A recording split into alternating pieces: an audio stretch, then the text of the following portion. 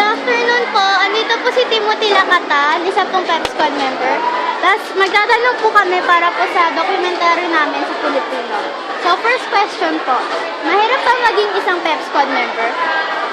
Sa totoo lang, mahirap siya kasi minsan, yung parang ganito, may training sa araw na to, tapos nagkataon madaming assignments. Siyempre, ang hirap i-balance, pero kakayanin naman.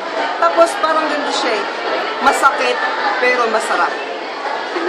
Nakaka-apekto ba sa pagiging estudyante ang pagiging isang Pep Squad member?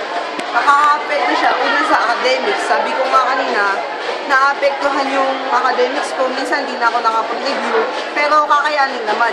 Pero may positive part din.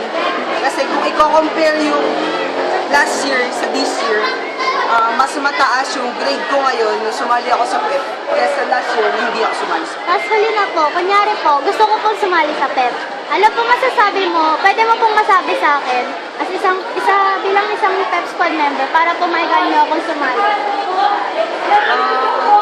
Tulad nung may mga naririnig din ako na iba na gusto sumali. So tingin ko determination lang.